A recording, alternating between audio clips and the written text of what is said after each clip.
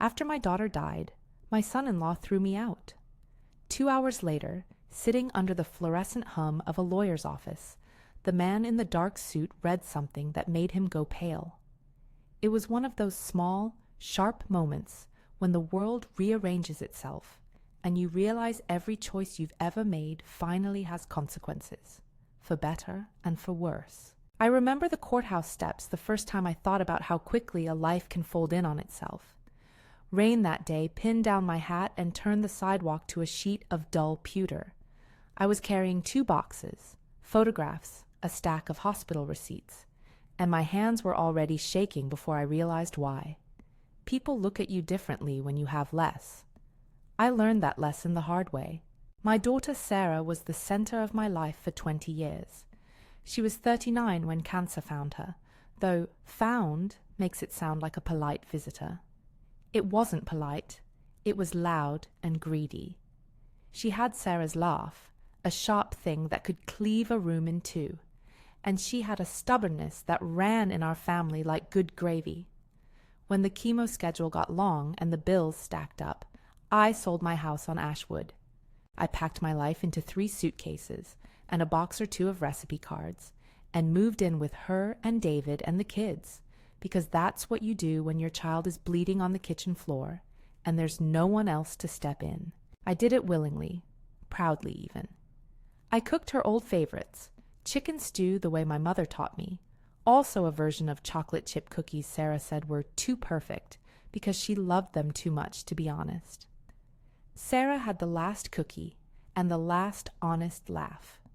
I clipped coupons, learned the ins and outs of dealing with insurance companies, and slept in the small spare room with her children's drawings on the wall so I could get up for the middle night medications. She asked me once, toward the end when her voice was the fragile whisper of someone who'd been given back too small a portion of life, to take care of my baby's mom. It was the last real instruction she left me. Not a will, not advice on money, just that line, and I held it like a talisman. We thought his name was David Mitchell, and that he loved her. I wanted to believe it because you hold up reality like a cardboard shield until something sharp rips right through. For months, the 3 of us, Sarah, David, and I, kept the house from tipping. But the disease is a thief with a patient hand. The last winter crawled into a series of funerals and empty mugs. On the morning Sarah died, the sky was the color of old bones. The funeral was the kind of slow, piano-soft affair that lets grief get comfortable in a person, like a blanket. Family said the right things. People left casseroles on the porch and avoided my eyes when they thought it would be too much to see me fall apart in front of them. David moved like a man in a dream, making arrangements, answering calls, signing papers. He said things you say at funerals. She was a good woman. He said it often. It was 2 weeks later I was packing boxes. I don't know if he had always planned it, or if the habit of putting his own needs first finally became too loud after Sarah had been lowered into the ground. But he called me into the kitchen like it was a bad scene in a sitcom. He set a cardboard box on the counter and watched me as if he were waiting for applause. "You can't stay here, Maggie," he said. He used my name like a final exclamation. I had lived most of my life as Margaret Thompson. My children had always called me Mom. Hearing Maggie from his mouth felt like someone had turned a key and changed the locks on the house. I laughed at first, the nervous kind that makes your face hurt. "David," I said, "I just buried my daughter. You want me to walk out the door with 2 boxes and a jar of pennies?" He had a way of making sentences end in a kind of thin, brittle punctuation. "Hope you enjoy being homeless," he said, and the words landed like thrown stones. He meant them. He meant them with the kind of simple cruelty that does not require explanation. Mrs. Chen, the landlady, stood at the doorway with her purse tight in her hand, eyes flicking between us. She was a small woman with sharp eyes and the patience of someone who had watched other people's tragedies like they were bad weather. Uncomfortable, but inevitable. When the landlord says, "Pack your things," the law has nothing to do with kindness. I gathered 4 cardboard boxes. 4. One for photos, one for medicines and records, one for clothes, one for those little domestic things that accumulate like breadcrumbs of a life. Sarah's chipped mug, the recipe card with the cookie notes in her scrawl, a stack of child's drawings that looked like the way a future had once been mapped on paper. The grandchildren, Emma and Jake, lingered in the doorway like they didn't want to watch. Emma was 16 and tall, her jaw tighter than a fist.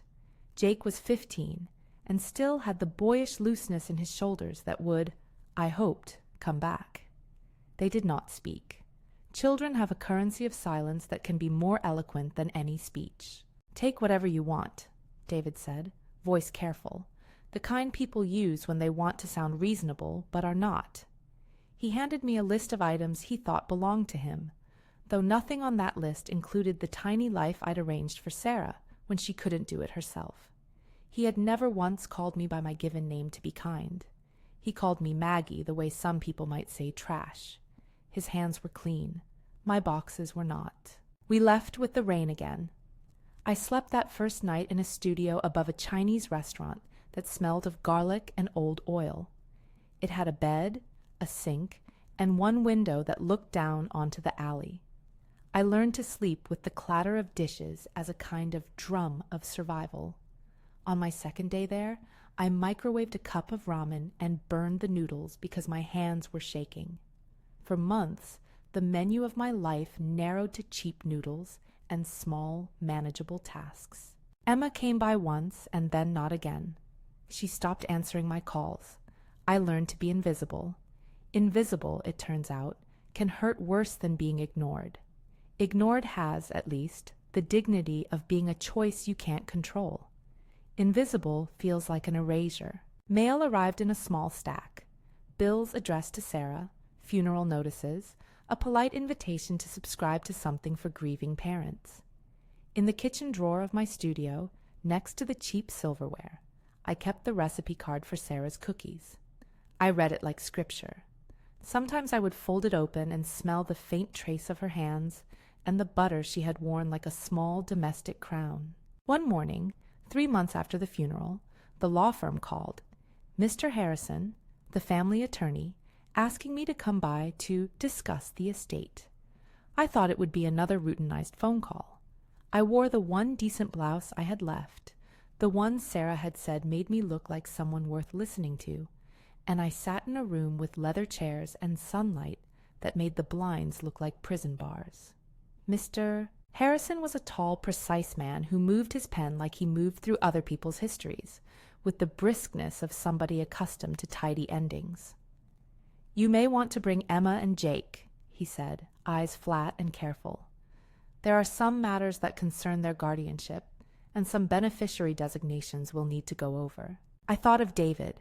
I thought of how he had closed the door on me with his words. I thought of 4 cardboard boxes and a mug I had broken but kept anyway. Then we went into the small conference room for the reading. Will readings are supposed to be solemn, a ritualized handing off of what remains. Mr. Harrison cleared his throat, adjusted his glasses, unfolded the paper. There was a docket. There was a list. The room smelled faintly of lemon oil and old paper. "Sarah made certain choices after an attorney's consultation," he began. "She executed the beneficiary designation on her life insurance policy 2 months before her death." I felt the room tilt.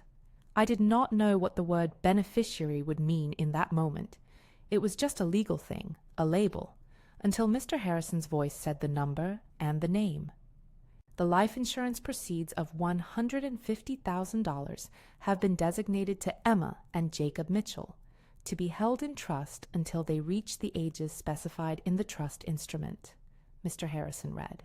"Those funds are separate from the estate and therefore are distributed according to the beneficiary designation rather than the terms of the will. $150,000.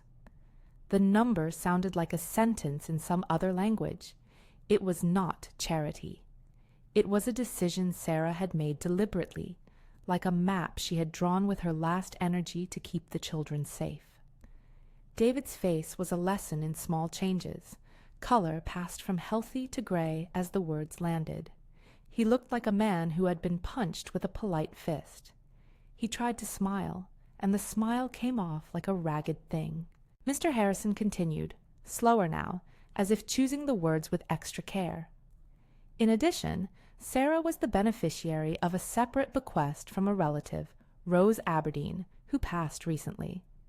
Ms. Aberdeen's estate has designated an amount to be distributed outside the immediate family. The total of that estate is approximately $2.3 million. I remember the way my throat closed down like a folding door. 2.3 million.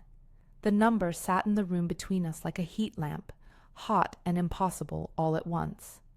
I had met Aunt Rose, an odd, distant woman who sent cards with stamps from places I'd never been. I assumed she was eccentric and alone.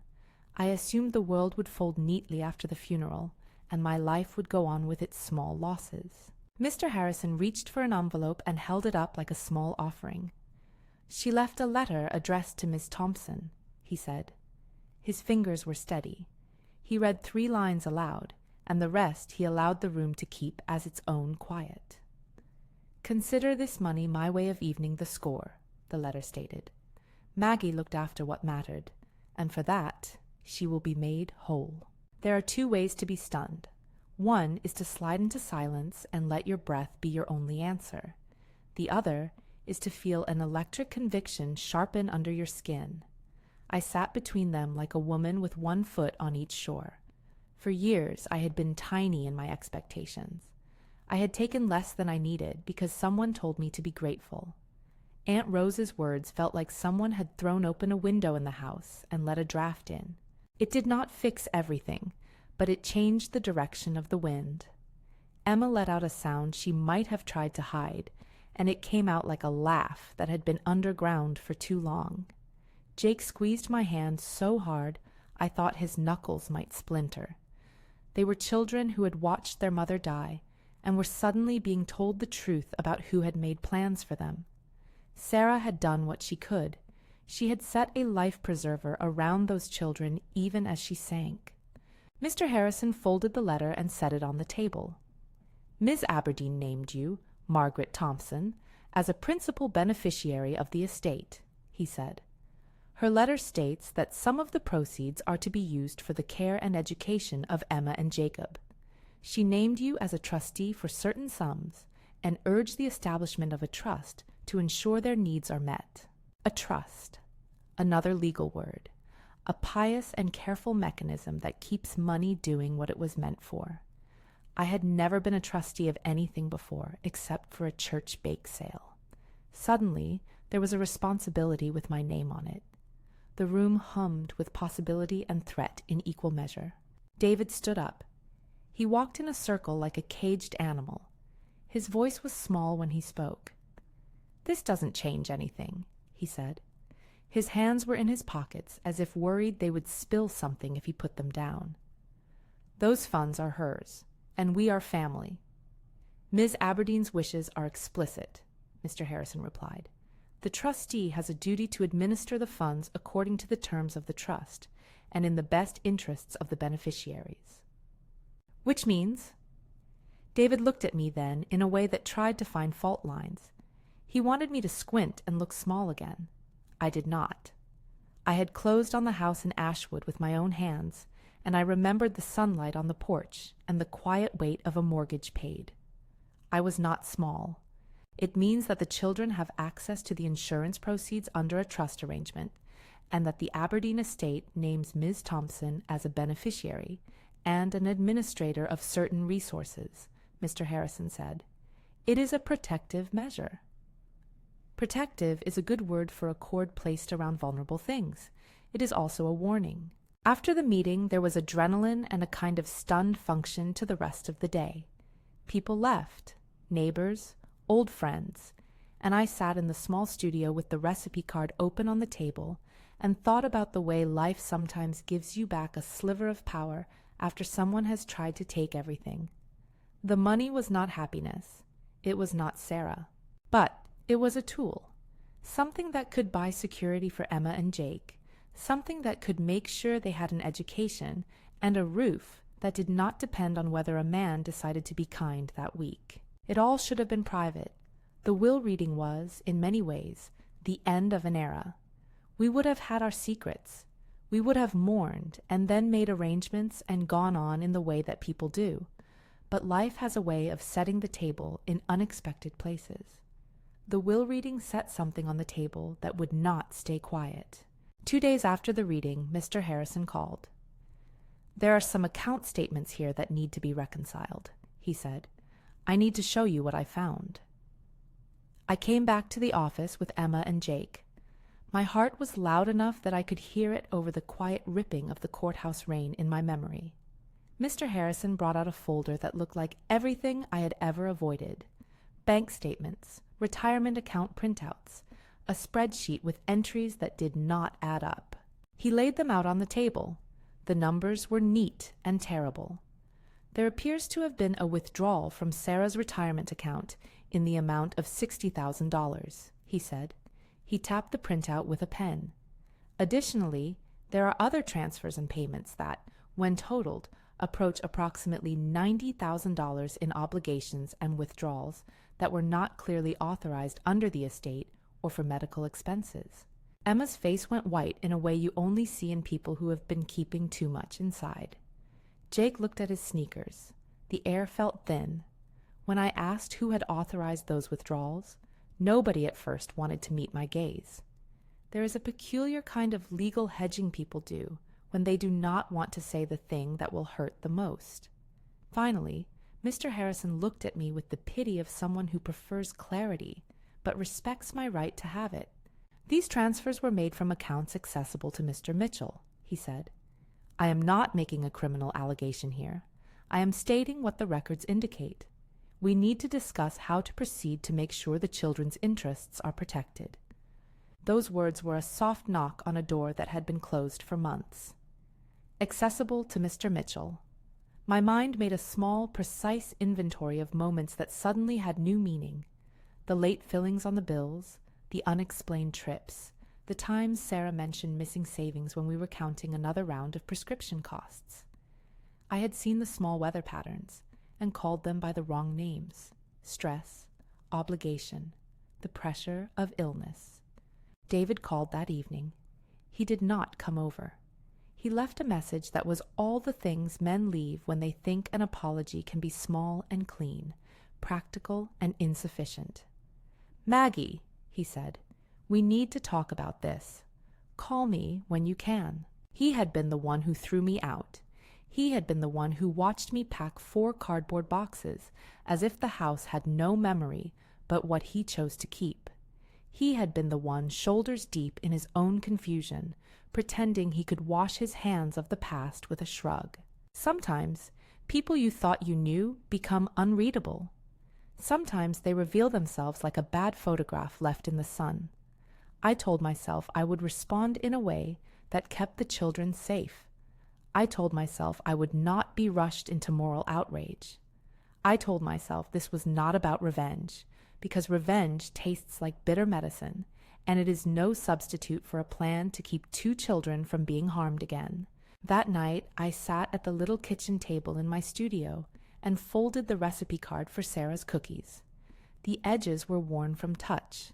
I thought of Aunt Rose's letter again, that odd, generous sentence about evening the score.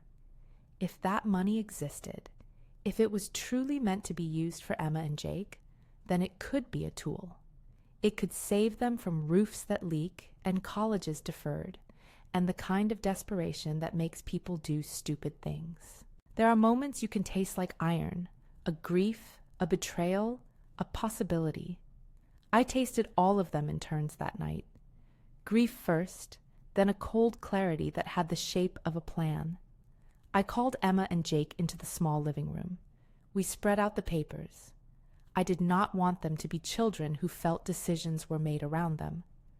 "Your mother planned for you," I said. "She left instructions. She wanted you to be safe. We will keep you safe." Emma sat so still I thought she might dissolve into the couch. "Are we going to have to leave?" she asked. Her voice was thin. "No," I said. "Not if I can help it." David's message sat like a bruise on the phone waiting for me to pick it. I let it sit. I was not the kind of woman who went to war for vengeance. I was the kind of woman who had sold her house for her child and kept the recipe cards with the Butterfinger prints on them. I knew how to be stubborn in quiet ways. The next morning, Mr. Harrison called to schedule a meeting with all parties. He suggested mediation. He used the word like a bandage for the rawness in the room. I agreed. The children agreed, though neither of them spoke much. I thought about how families fall apart, not with a shout, but with the quiet of daily neglect. Money can be the instrument of both destruction and repair. It matters who gets to hold it. I slept badly that night. In the dark, small hours, I pictured the front room of my old house, the oak table, the sunlight on the porch, Sarah's mug with the chip on the rim. I resented David for many things, but mostly I resented that he had thought he could push us out of the story. He had taken our past and arranged it into a footnote for his own convenience. He had assumed absence would erase debt. When I finally allowed myself something like sleep, it came in brief, paper-thin slats. I dreamed of the 4 cardboard boxes and of Aunt Rose's crooked handwriting, the evening the score line like an odd benediction. I woke with an unfamiliar resolve warming my chest. I would not be invisible. The first meeting with Mr. Harrison was formal and cold. He sat at the head of the table and placed the documents like small placards between us. David arrived in a jacket that had once fit a different man. He had not expected our numbers to be facts.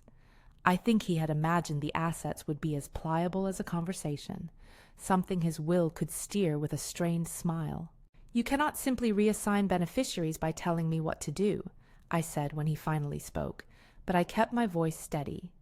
It is a useful skill to sound unreasonable when you mean only reasonable things. He looked at me like someone who had been surprised to see the sun come up. "Maggie," he said, that name again, used like punctuation. "We all loved Sarah. You were family once. We can work this out." "We are not arguing about affection," I said. "We are arguing about the future of 2 children." He flexed his hands in that small little ritual men do when they cannot gauge the size of their own guilt. There would be time for loud fights and for the kind of moral spectacular that fills courtroom TV. For now, I needed facts. I needed protection for Emma and Jake that was not dependent on the whims of a man who thought eviction was a strategy. On the way out of the meeting, Mr. Harrison tapped the folder quietly. "I will need a trustee to administer certain funds," he said. "Ms. Aberdeen clearly intended to change the dynamics here." "Will it be possible," I asked, "to place some money immediately to settle debts and to secure housing for Emma and Jake?"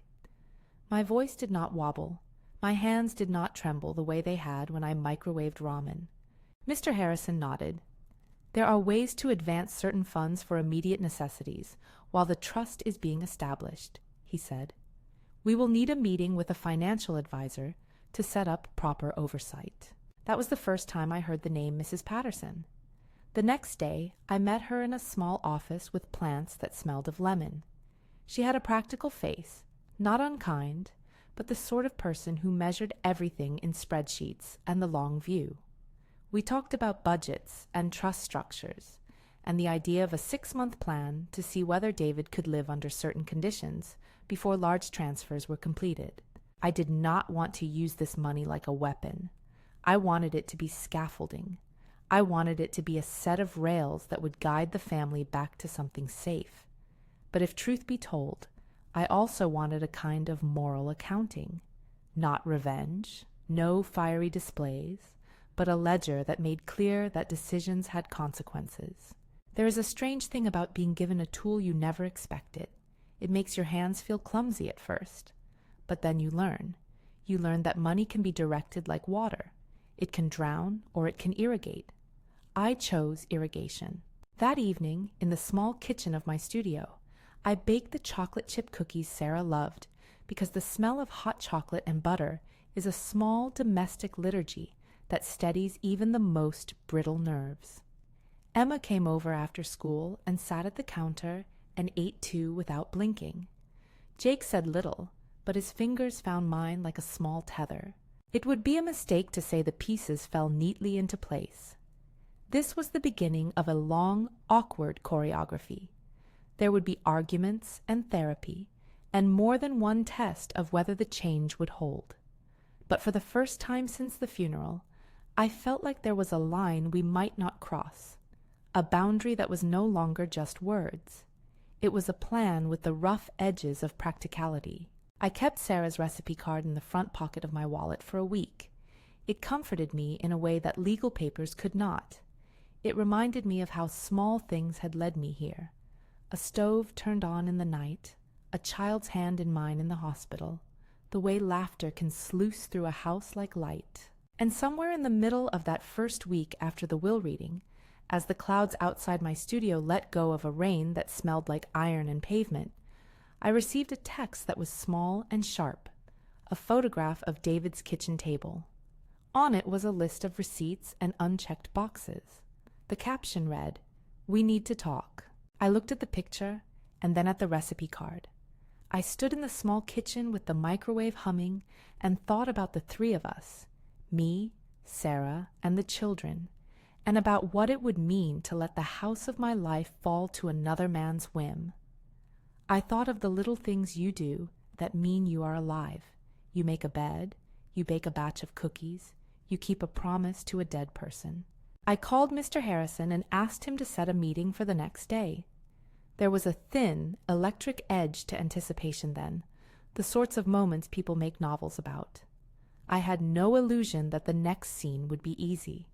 I had no appetite for drama. I had one small, determined appetite to see that the children Sarah loved so fiercely were kept safe, and to make sure the person who thought eviction was a tidy end felt the steady accountability of a plan made in the clear light of truth. When I went to bed that night, I folded the recipe card twice and put it in the pocket of my robe. It was the same card, still smeared with a little touch of butter, holding a woman's handwriting like a promise. I slept with my hand across it, as if touching it would anchor me to all the things I was trying to protect. The morning I walked back into Mr. Harrison's office, something in me had straightened. I had been hollowed out and then quietly refilled by necessity. I had been a woman in mourning and had found a spine again, not because I wanted to be heroic, but because someone had to stand up for two children. What I did not know then, what I could not possibly know standing under the lemon-scented lamps, was how much the revelation of money would unspool. I could not foresee the exact way people would rearrange themselves around the new facts. I could not know how David would answer when asked to account for money that had gone missing, or how Emma and Jake would choose to use the power they had been given.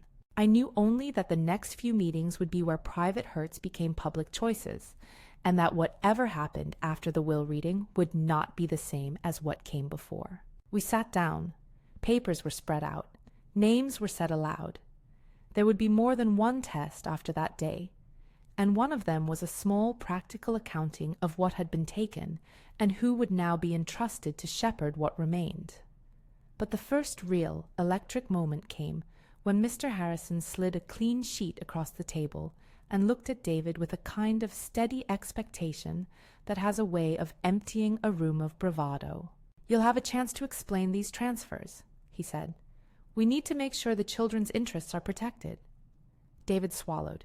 He looked like a man facing a mirror he had never wanted to stand in front of.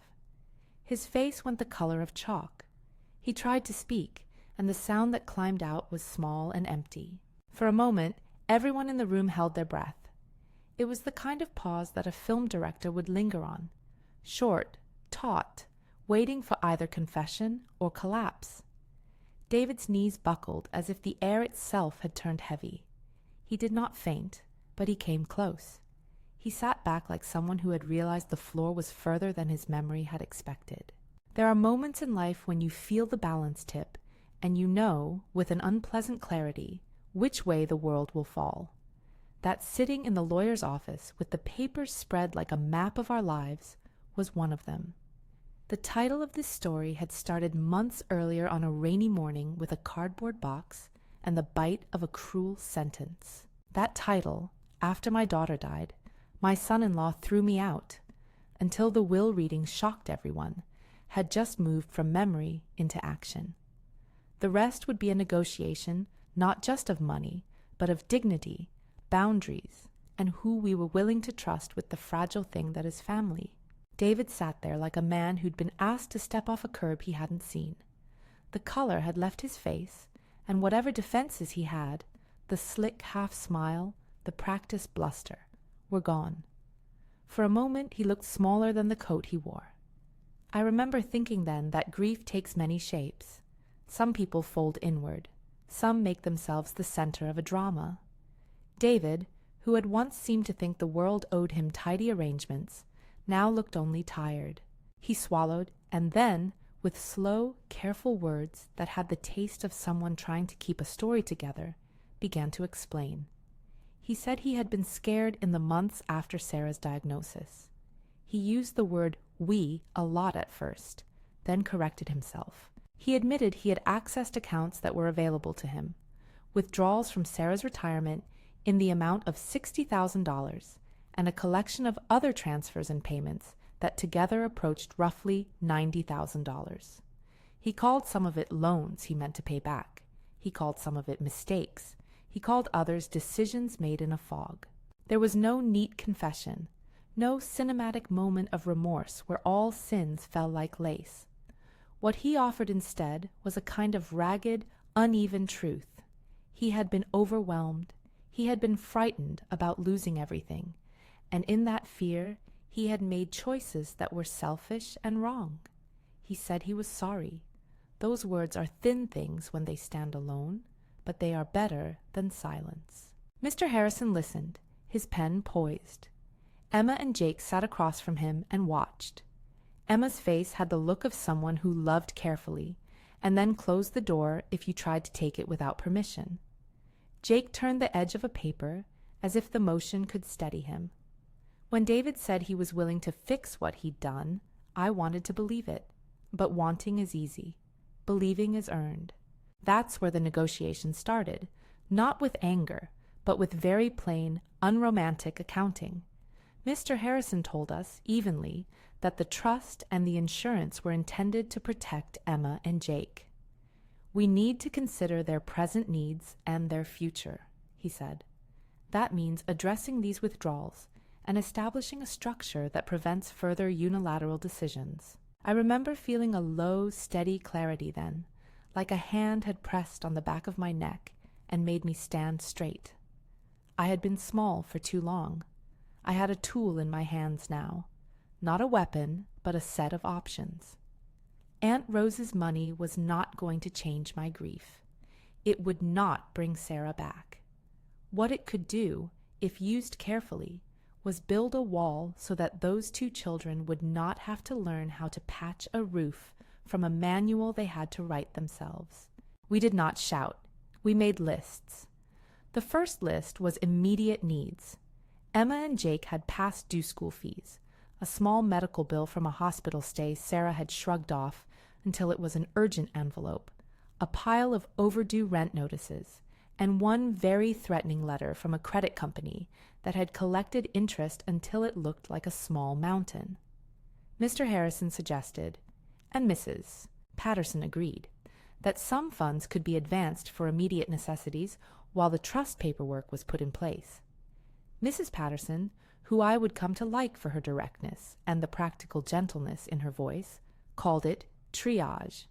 She said plainly, "We pay what protects the children now. We put the rest through a review, structure a trust, and set oversight so no one person can make solo withdrawals." It was in that meeting, in the office with the plants and the lemon smell, that a plan began to take shape. There would be a trust for Emma and Jake, funded by the $150,000 life insurance proceeds. Those funds held until they reached the ages the trust specified. There would be an immediate allocation to clear the most pressing debts, hospital bills, overdue tuition, and some of the accumulated obligations that David had said he had used the money to pay. There would also be a discussion about a modest house purchase that could replace the precarious rental situation that had caused so much of our instability. A home that would not be at the mercy of someone's sudden decision to change their mind. "Maple Street is quiet," Mrs. Patterson said one afternoon, as if offering a picture. "Brick bungalow, decent school district, small yard. It will cost, but it's a finite need and it buys stability." We agreed to a structure that felt both hard and humane. Some funds would be advanced right away to pay the immediate bills. The remainder of necessary funds would be held in the trust, overseen by a committee that included me and Mrs. Patterson as professional oversight. David would not be given free access to the trust. If he needed funds for household expenses, there would be a budget and a process. He would also agree to a 6-month trial, during which he would submit to family counseling, meet with a financial counselor, and accept the trust's oversight. The children, 2 young people who had seen a mother die, set the bluntest, cleanest terms: honesty from their father, no more sudden moves or evictions, and real participation in therapy. Those were not poetic demands. They were survival rules. They were, in a way, the only mercy Emma and Jake could ask for. The first confrontation with David off paper came in a lunch at Giovanni's, a small Italian place that had been Sarah's favorite when she could still sit up for dinner. It smelled of tomato and garlic, and its booths seemed to cushion every argument. David arrived wearing a jacket that had once fit a man who was less hurried. He tried to charm his way through the beginning of the meal. At one point, he reached for my hand across the table. I pulled back like a person who had remembered a hot stove. Emma, who could be sharp and fearless in ways that both frightened and delighted me, spoke first. "You took money meant for Mom's future," she said. "You made choices that robbed us of options. What do you have to say to that?" He looked at her as if she had given him a question he'd never practiced answering. He spoke about fear again, about being unmoored after Sarah's illness, about bills and the unpredictability of work. He admitted to the withdrawals from the retirement account and to other transfers that had been used to pay various debts. He called some of it misguided attempts to keep our heads above water. He apologized. Then Emma, who carries a ledger in her head the way some people carry a Bible, set a condition that had the honest cruelty of adolescence wrapped in fierce love. "You will go to counseling. You will let us see receipts. You will not make decisions by yourself about the kids' money. And if you break those rules, there are consequences." Jake, who had been quieter, added, "We decide if you can stay. We're the ones who lived with Mom. We know what she wanted." Those words were a kind of unexpected judgment, not from a court, not from a stranger, but from the people most affected. They gave David a chance, but they were not interested in platitudes. I told him, plainly and without anger, that this was not a punishment, but a framework. "You will be supported to change," I said. "You will be asked to prove that you can. If you do, then we'll make a way to rebuild. If not, then we will protect the children in other ways." We put those terms on paper. David signed. I signed. Emma and Jake signed by writing their initials next to theirs, like teenagers doing something that made them feel at once grown and terrified.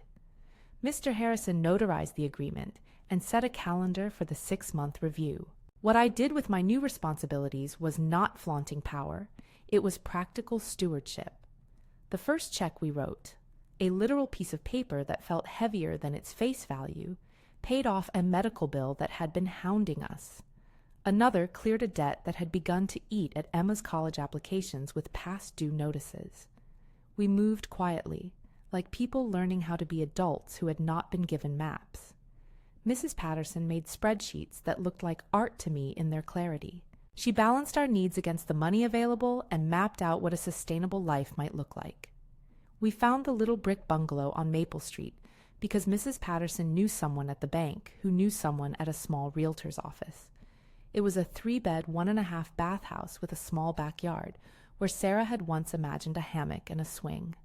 The driveway was cracked in one corner. The porch light had once been brass, and now had a smudge of rust. To me, it looked like a place that could become ordinary in the best way. Ordinary meaning steady, predictable, safe. Closing day was a strange mixture of paperwork and wonder. The smell of new paint and fresh carpet is something that lodges in you like the scent of a child's shampoo. Mrs. Patterson handed us the keys with a quiet, almost conspiratorial smile. Emma burst into a grin that made her face tilt like light on water. Jake looked at the backyard like it was a country he had not known he would visit. For the first time in many months, I felt the kind of relief that loosens your shoulders and lets you breathe across the chest. But money and a roof are not the end of it. They are scaffolding. Real change has edges and rough spots and requires daily choices. The 6-month trial began to test us in ways I hadn't quite anticipated. The early days were cautiously optimistic. David went to a financial counselor who taught him how to read a statement and how to plan for the month ahead. He showed up for family counseling begrudgingly at first, and then with a kind of stubborn attendance that many people mistake for sincerity. He started using a budgeting app Mrs. Patterson recommended and learned to let her know before he spent more than a small discretionary amount. The trust committee required requests for larger disbursements be approved by 2 people. The kids had veto power on certain decisions related to their immediate lives. All of it felt bureaucratic and parenty, and somehow exactly what we needed. There were slips. There were days when David would disappear for hours and come back with a story about a friend with a problem or some sudden cost that required immediate attention. On one of those days, I found a receipt tucked under a magazine, a withdrawal not authorized under our new system.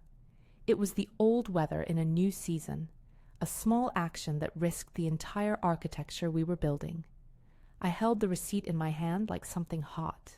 Confrontation in private is different than theatrics in public. I called him in, and we spoke in the kitchen of the Maple Street house while the kettle hissed. He looked ashamed in a way I had not seen before. "It was stupid," he said. "I thought I could make it right before anyone noticed." There was a fatigue in his voice that had the shape of real regret. He agreed to extra counseling sessions and to tighter oversight. He also offered to take on extra work cleaning the church on weekends and mowing neighbors' lawns so he could pay part of the amount back in installments to the trust. The first true test came in a way none of us could have planned. One late summer evening, Jake fell from his skateboard in the driveway. He braced his fall with his wrist, and the sound it made, a small, sharp report, made me think of kitchen china breaking. It was one of those sudden, surreal accidents that life hands you like a card no one asked for. His wrist was badly broken. He needed surgery. In the emergency room, watching him go asleep, my chest thudded with a fear I had not expected. The thought of medical bills, of the aftercare costs, of the disruption to school, these were practical worries that used to be the only kind I had room for. But there was another worry now. Would this be the moment David retreated back into old habits, or the moment he stepped up? He did both. At first he panicked, pacing like a hunter who had lost his arrow. Then he sat down beside me in the hospital waiting room for hours, fingers rubbing the recipe card for Sarah's cookies until it went soft. He phoned the surgeon and asked the questions that needed asking. He arranged for someone to pick up Emma when she needed to get home. He held the insurance information in his hand like a map and insisted, with something close to stubborn tenderness, on being the one to sign the consent forms because neither of us would leave Jake's side. He was the one who sat through the surgery update, who listened with a face set to responsibility. That week at the hospital felt like the first true test of whether David's change was real. It was not a miracle. He had moments of self-pity. He had tears that sometimes looked like performance and sometimes like grief. But he also showed up in the small ways that matter. Early for appointments, present at physical therapy sessions, the one who timed his work hours around Jake's follow-ups. When the aftercare bills came in, he sat with Mrs. Patterson and helped plan for the payments. He took less of the trust's discretionary support and did more of the grassroots, honest labor that repays with sweat and not with paper signatures. It would be dishonest to pretend everything's smoothed out then. Recovery is not a single event. It is a series of choices that ossify into habit.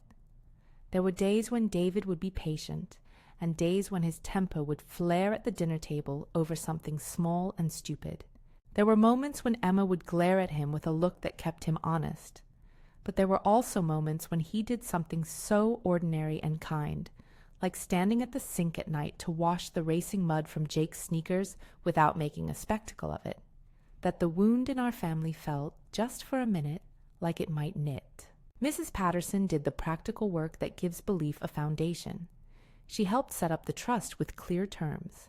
The $150,000 life insurance proceeds went into a trust that released funds for education and essential living expenses at predetermined ages, or for designated needs with trustee approval. The Aberdeen legacy, the larger portion of Aunt Rose's estate, was structured so that certain funds were earmarked for the children's education and future stability, while a portion was set aside for a charitable gift that Aunt Rose had wished to create in my name, the Rose Aberdeen Foundation, which would support elder hardship and families in crisis, a cause Aunt Rose had been quietly passionate about. We wrote checks to clear old obligations. The medical bills and the credit on Emma's school fee account vanished like a stage prop dropped backstage. The $60,000 withdrawal from Sarah's retirement could not be undone, but within weeks we were proposing a plan for partial restitution. Funds from the Aberdeen estate were allocated to make sure the children would not bear the burden of that loss.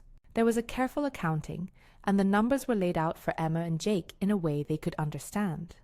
Money, here, became a kind of language for responsibility.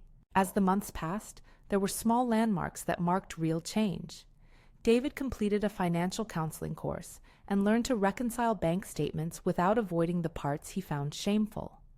He joined family counseling willingly, and over time, the sessions shifted from accusations to language, the thing therapists do, like plucking a tune from a tangle of chords.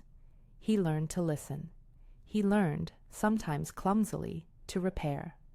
Sometimes the repair was a verbal apology. Other times, it was him sitting through a school function when work would have been the easier choice.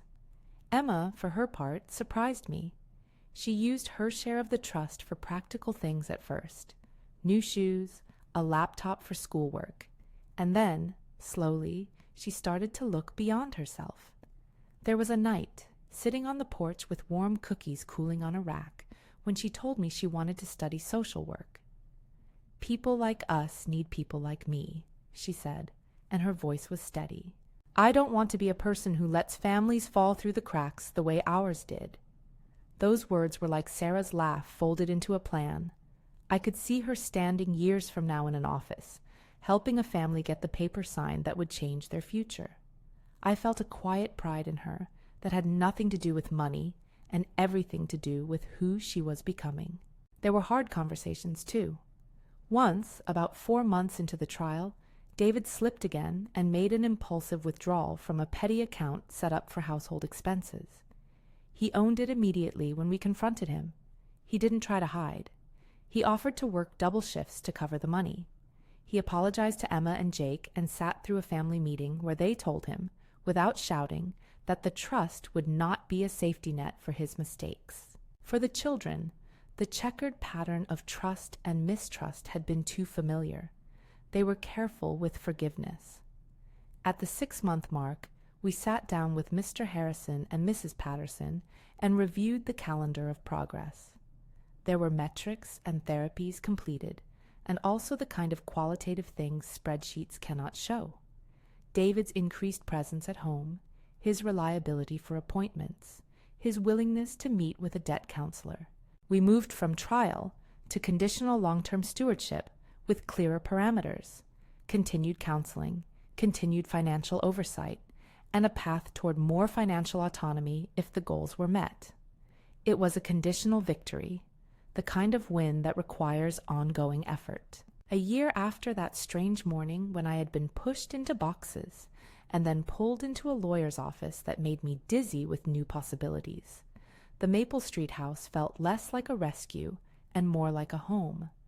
The paint had been chosen by Emma, who preferred a soft gray.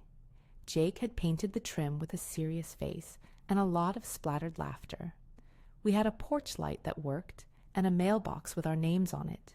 Sarah's chipped mug sat on the counter like a talisman, and sometimes I'd find it in a new spot. By the window where I liked to read, on the sill with a drying brush inside, resting on a stack of Emma's college brochures. One afternoon, a letter arrived on heavy paper with a neat envelope and a stamp that looked ceremonial. It was an invitation from the newly formed Rose Aberdeen Foundation, asking if I would accept a seat on the board. Aunt Rose had left money not only to protect the grandchildren, but to create a small fund that would, in her words, help those who do what no one else can be asked to do, care for the sick and tend to the old. The board wanted someone who had lived the work they aimed to fund. I thought of the months under fluorescent lights in hospital rooms, and the nights I had kept vigil in chairs until my bones ached. I thought of Sarah giving me the last small instruction: take care of my baby's mom. I accepted. I felt like a woman with hands that had been hardened by grief and softened by tenderness, who was being asked to hold something purposeful. The foundation's first grant, we decided, would fund emergency assistance for family caregivers and scholarships for people pursuing social work degrees in communities with high elder poverty. Emma helped draft a short video for the foundation about why this work mattered. She stood in our kitchen, reading her lines with a fierce, practiced gentleness that made me cry. David's path was not a straight line. There were relapses of temper and nights when the old habits rung like a bell in his head. But there were also meetings where he sat quietly and listened to a social worker tell a story of a family he had reminded her of, and later, quietly, gave his perspective in a way that helped form a better plan. He took on steady work and was the one who would sometimes get up at dawn to fix a neighbor's fence in exchange for a few dollars and a grateful handshake. Those acts mean something. They are the stones that pave a new road. On the second anniversary of Sarah's death, a day that once would have been a monument to pain, we set cookies on a small plate and left them on her grave. It was a small ritual. Emma spoke a few words about what her mother had wanted. Jake, whose wrist had recovered with a tremor of resilience and a handful of scars, brought a stupid little plastic soccer medal from a game he'd almost missed. David stood back at first, and then came to the grave and touched the stone the way some people touch the outline of a photograph. His fingers trembled then, and that tremble, I decided, was not just regret, but the small, honest weight of someone learning to carry consequence. We used a portion of Aunt Rose's money to fund Emma's college tuition, to set aside Jake's future, and to pay for a repair fund for the Maple Street house. Another portion seeded the Rose Aberdeen Foundation, and a modest portion was loaned in a restricted way to David to help him get a small contractor's license, something he had mentioned once at a meeting as a way to have a steady, respectable income. The terms were fair and structured, a little like the way a parent might let a teenager use a car, conditional, supervised, and with clear expectations. In quiet moments, I thought about the justice of it all. Not legal justice, not a gavel falling, but a kind of moral realignment. For years I had been taught that dignity was something you lost as you kept giving. That sacrifice diminished you. Sarah's choices and Aunt Rose's letter suggested something else, that dignity can be restored when someone sees what you gave and chooses to honor it. That restoration is not bitterness turned to sweetness, but the careful use of resources to prevent harm and to seed repair. We still had hard conversations. Once, when a check for a repair was delayed because of bureaucratic reviews, David slammed a door with more force than the room deserved, and for a moment the old fear flickered in Emma's face. She looked at him, not with the ferociousness of a child, but with the tired maturity of someone who knows the cost of instability. He apologized then, not theatrically but precisely, and the staff at the Rose Aberdeen Foundation wrote a note about the delay and why bureaucracy sometimes protects more than it punishes. One evening, a year after the trust was established, and 18 months after the kitchen where I had first packed my life into 4 boxes, the 4 of us ate at the Maple Street kitchen table. The light from the pendant lamp made Emma's hair look like a halo. Jake told an absurd story about someone who had mistaken a raccoon for a cat, and David laughed in a way that sounded lighter than it had a year ago. There was no triumphant music. There were no miraculous conversions. There was an ordinary, small contentment. The stove warm, the mug chipped, a stack of recipe cards where Sarah's handwriting curled like a living thing. I thought then of everything that had led me here. The winter of the funeral, the humiliation of the eviction, the strange mercy of Aunt Rose's letter. I thought of the day at Giovanni's when Emma had told her father the blunt terms of their life. I thought of the many small choices, the checks paid, the counseling sessions kept, the phone calls returned, the nights someone came home earlier than needed, that stitched a family back into a semblance of wholeness. When Mr. Harrison called to let me know the trust paperwork was closed and entered into the file, he said something that startled me with its simplicity. "You did what many do not," he said. "You used power to protect rather than to punish." That, to me, was the essence of what Sarah had asked in her last small instruction, to take care. Taking care does not always mean giving everything away. Sometimes it means making choices that create boundaries and safety. It means arranging life so that children can become adults without constantly being on guard. It also means offering a path for someone who hurt you to try to do better, provided he is willing to do the work. It is possible, I have learned, to love and to be stern at the same time. The trick is to keep the end in view, the welfare of 2 human beings who had nothing to do with the choices of their father. That guiding intention kept me from becoming the kind of person who would let rage write the script. The Rose Aberdeen Foundation began its work with small grants and a scholarship earmarked for social work students from families that had experienced medical hardship. Emma applied for and received a scholarship to study social work, a decision that made her glow in a way that reminded me, once again, of Sarah's compassion folded into plans. Our first foundation video, with Emma speaking in our kitchen with a mug in her hand, was modest and fierce at the same time. I accepted the board position because I wanted to make sure Aunt Rose's money did the thing it was intended to do. I wanted to make sure the foundation's grants were about dignity, emergency help for caregivers, small grants to keep a roof over a family's head while they navigated medical care, support for counseling services that often get pushed aside in the name of thrift. Money used well, I had learned, can be a kind of justice. As for David, the lesson he learned was not law or punishment, but the slow, ordinary work of remodeling a life. Boundaries, jobs, apologies that meant action, the willingness to have someone look over his shoulder while he learned to balance a checkbook. He earned small trust. He lost some trust he can't get back, and that is a just outcome. He never confessed in a courtroom. He made amends in the real currency of lived actions. There were moments of grace that required no ceremony. One morning, I found the recipe card that had lived for so long in the front pocket of my robe, tucked into one of the pages of a book David had left beside my chair. Inside, he'd written, in a careful hand I had not recognized, "For Maggie, keep baking, D." It was small and absurd and perfect. It felt like a breadcrumb leading back to human gentleness. On a porch in late summer, with the crickets making a kind of soft conversation, I would sometimes sit and look down the street at children playing. Emma would be inside grading a paper. Jake would be tinkering with a skateboard he now wore like a badge. We would eat the cookies her mother taught me to make, and the house would smell like browned butter, and a life rebuilt around daily, ordinary love. If you had asked me on that rainy morning with 4 cardboard boxes whether I thought I would ever own such ordinary peace again, I would have laughed, and that laugh would have tasted like disbelief. But here we were, a house on Maple Street, a trust in place, a foundation being imagined into action, and 2 teenagers who could look each other in the eye and say, "We were protected." People sometimes talk about revenge or vindication when they hear about money changing hands. What I discovered is that money in itself is indifferent.